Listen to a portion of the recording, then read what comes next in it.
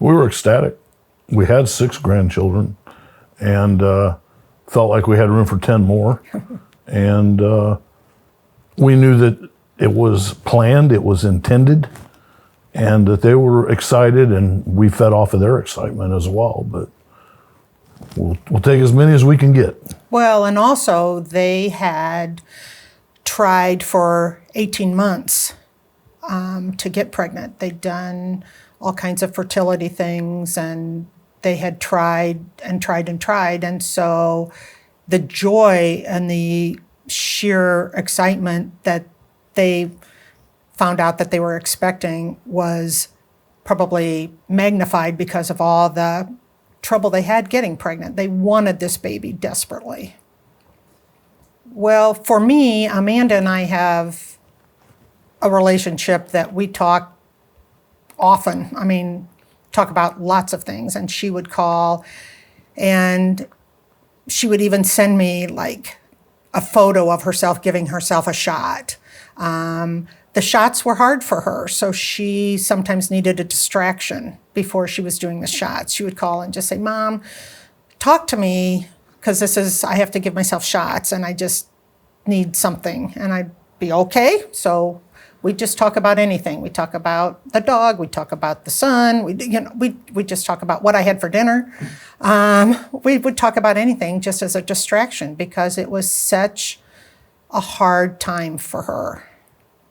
I didn't have fertility issues, so it was all uncharted territory for me. I didn't realize how hard it is emotionally and physically, because the shots and the emotions of trying to get pregnant, taking a pregnancy test, finding out if you're pregnant or you're not pregnant, there's a lot to it that I don't think you really realize until you're walking in their shoes with them. When they find out your story or your daughter's story, then they tell you your story, their story. And almost everybody has one. Somebody somewhere in the family has suffered through something like that. And I think this is one of the reasons we are inclined to want to share the experience with others, because people need to know that these sorts of things are out there. And then what Amanda went through later, even during pregnancy, it's all relevant. And there are a lot of people that don't know or don't understand the impact on them that some of these things might have. So that day, I had texted her and said, "So how are you doing?" And she didn't answer. And then I waited a little bit and texted later, and it was, "So what's new?" Didn't answer. So that went on for a little while, which was unusual for Amanda, because if I would text her, she would text me back. We would, it was always that kind of relationship. And finally I texted her and I said, "Something's up." Still didn't hear back from her. So a little while later, the phone rang. And it was Amanda, and she was distraught. And she said, "I think we're going to lose the baby." The sadness of the loss of the baby was preeminent, but as much as that hurt us, what we were focused on was how it was going to impact Amanda and Josh. Was extremely, after all the work, all the things they did to get pregnant, and now to be losing the baby, we knew that was going to be a tough reconciliation for them, and they were going to need our help with that. At that point, we weren't aware that Amanda was going to soon be in jeopardy as well, and that changed everything. I can remember saying to her, "Well, they're going to help you, right? They'll help you." And she was like, "They can't." I'm like, "Well, what do you mean they can't help you? Of course they can help you." She's like, "They can't, because the law has changed." And it had just changed maybe 2 days, a day or two before this happened to Amanda. And I was like, well, so what are they going to do? And she said, well, I have to go home. They're sending me home. And I said, going home? And she's like, yes, because then finally realized it was either the baby's heart had to stop or Amanda had to get what they call sick enough for them to treat her. We really weren't familiar with the law. We knew that one had been passed, but like so many people, we weren't interested in abortion. They weren't interested in abortion. So how could that affect our daughter and our unborn granddaughter? And let's just say we got a lot more intimate with the details once we realized that law was going to prevent Amanda from getting the care she needed and that it could cost her life. This was a trigger law that was probably written years before, crafted, my understanding is, by the leader of a strong religious group in Texas that really has influence throughout the Southwest.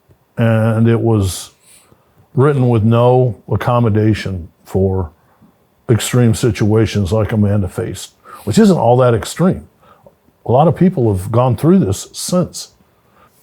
The physicians didn't know what to do with. I think they were sympathetic, but in the end, the ethics board Denied. Judged that, well, we could be sued, we could be prosecuted, and we're going to put that consideration ahead of this one woman's life. So Amanda was definitely the victim of timing, but The doctors begged the ethics board of the hospital to be able to do something to help Amanda. The doctors even called around the state and asked other hospitals if they would take Amanda. And they were denied over and over. I remember saying to Amanda, I will send you a plane ticket. I will send you and Josh plane tickets. Get out of Texas. Go somewhere and get help. And the doctors told them that it was not safe for Amanda to travel because where they lived in Texas, to drive was 8 hours to get to a safe state. To fly, she could go into septic shock at any moment and could die up in the air in an airplane. So their hands were tied. And so the helpless feeling, as much as we were angry, I can't even tell you how, as a mom and a dad, how helpless you felt when you could not get your daughter the help you knew she needed. We could not get her help. And that was so hard to sit here and know, you know. But to deny it and deny it and deny it. I mean, 3 times. How many times does somebody have to go to the hospital to get help? I mean, how many times? And they knew where it was going to end up. They knew. And a non-viable baby and a really sick mother. It wasn't necessary. We got the phone call from Josh that Amanda was being moved into intensive care. She was so sick, and that's when Sherry refers to Josh having to carry her because she couldn't even make it back to the car. He had to drive her there, park illegally, jump out, carry her in to demonstrate, okay, is this sick enough for you to try to save her life? And that's when they started doing what they could do, because she wasn't even aware of where she was. No, It was pathetic how sick she had to be. And we have some friends here in town that are doctors, and I can remember calling one of them and saying, telling her what happened to Amanda. And he said, if you can't get a flight right now, get in your car and go, because this is so serious. You need to get there because you may not make it. That's when we knew we had to get on site involved, not just phone calls and text offering support. And that's when it went from terribly sad to terribly scary. It was catastrophic. So we got a flight out of Indianapolis, drove down to Indianapolis, got on the plane, didn't know what was going to happen while we were on the plane going to Texas. It was a pretty scary time, not knowing. Well, on the way, we weren't sure what we would find when we got there. You're pretty much out of touch for 2.5 hours in the air. We got there, we went to the hospital, and it was ominous in many respects. When we went to her room, it was almost like they had tucked her away. It was down a long corridor, past many empty rooms, to a room where I wouldn't say they got her out of the way or whatever, but it just seemed, and maybe that's just how ICU works, but she was way off by herself. Kind of felt like, well, we don't know what to do. Out of sight, out of mind. She'll have her nurses and doctors who were all very attentive and doing everything they could. And in fact, probably saved her life. Oh, but sure. We went in there, and she was extremely weak. Very glad to see us, very responsive when we got there. But she continued to decline. We were there as she was getting weaker and weaker. I feel like you could feel helpless. Yeah, the helplessness on their faces, and the nurses. And because Amanda was, I believe, the first patient that this had happened to since the law had changed at this hospital. She was the first patient. And I think the nurses, I know they came in and they were wonderful to Amanda, but you could tell they were also devastated by what was happening. Yeah, I was in the room, and they gave her that last resort drug, and Yeah. she started to get better. And I remember I went out into the hall, and one of the nurses who'd become sympathetic to our situation, and I think some of them stayed even after they were off the clock. They were invested in all of this, and she told me this was when there was great optimism that she was going to be better. She said, I probably shouldn't tell you this, but that's a special drug that is a last resort. She said they call it the leave them for dead drug.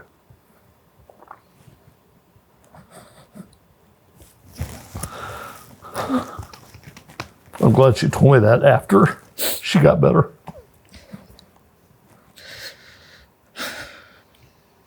I just don't understand how that fetus had more rights than Amanda did. I just don't understand how that mattered more than whether Amanda lived or died. Don't understand it.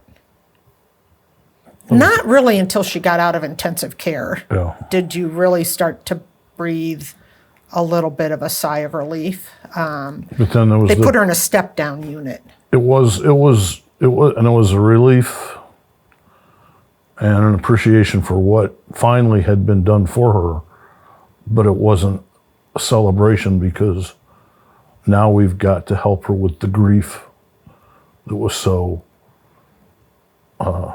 significant. And many, many mothers have gone through this as well, but it doesn't make it easier. No. And so to have been so sick meant she was weak and not fully capable. She didn't have her full powers of reconciling herself to what happened. And so we knew it would be difficult. Well, and now she can't carry a child. I mean, The damage. Yeah, the damage that has done to her is permanent. I mean, she cannot carry a child. She has the stress, the PTSD from it. She cannot carry a child because of it. Had they done something, had they aborted and not let it get where it got, I believe Amanda would be able to carry a child, but she cannot because of it. So we're pro-life? Really? You're pro-life? Now you've made it where my daughter can't carry a child. I don't think most people can fully believe that something like this could happen in the United States of America, that a mother's life would be put at such risk, because I hadn't really even considered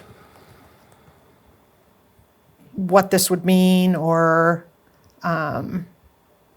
it was so foreign to me that this could happen. And it's still sometimes just as mind-boggling to me that people don't get it yet, that this is happening and it's continuing to happen. And that's why I guess I feel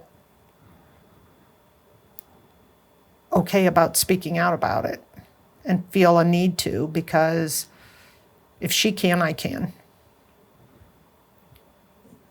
We had no idea the consequences of the Texas law could put our daughter in jeopardy. I believe, and I think Sherry does too, you should not vote for somebody based on cliches or slogans, but find out what they stand for. Where do they stand on this particular law? What's its impact in your state? How is it written? And what would your representative that you're trusting to run your state for you, what would they vote for? And how would you feel about that? These decisions are that important. And if it was your daughter, how would you want somebody to vote? I can't imagine you would want somebody to vote for the abortion ban if you knew that your daughter could almost lose her life. And some have. Some have lost Some their have. lives. If you've got a daughter, a granddaughter, a niece, a neighbor, anybody you care about, anybody who you would just like to think that in this country they would get the best possible health care, you need to understand how the people you elect are voting for the laws that control all of that. And hopefully you won't have to go through what we and a growing list of parents, aunts, uncles, grandparents are going through just to understand the gravity of the situation. My view is Indiana and Texas are almost exactly, Indiana passed it the day before Texas did, day or two before Texas did. If I had a daughter today living in Indiana, I would probably tell her to move out of the state or Texas, because if they were of childbearing age, because the laws are so similar and it does scare me that what happened to Amanda, well, I know it's happening. I mean, it's happened in Indiana. It is very a slippery slope to think that this is just going to continue to happen unless there's change. And we have to make a change, because if we don't, what happened to Amanda is going to continue to happen, and there will be other moms and dads who go through this or aren't as fortunate as we are that our daughter survived. They're going to lose their child. And that to me is terrifying. I would say vote like your life depends on it, because the life of the mother depends on it. The life of our daughter depended on it. This affects all of us. And so to think that, well, this doesn't really pertain to me, is like sticking your head in the sand, because it does pertain to you. It pertains to all of us. There are a lot of issues people consider when they vote. But I think that when you consider this particular issue has become life and death to many, many people, do everything you can to make sure you're voting for somebody who represents how you would want things like this played out. Because once they're elected, it's almost too late, as we found out. Yep. She can take it. She's a fighter, but man, she has been untested fairly for 3 years. Yep.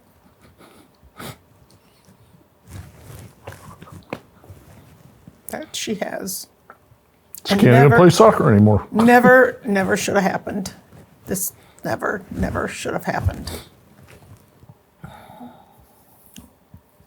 We want her to have a baby and enjoy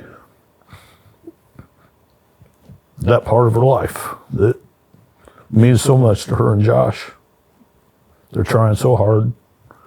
And we and her, Josh's parents and grandparents, we're all cheering for him. I don't want this to be the only thing that defines her, though. We want her to be the mother she wants to be.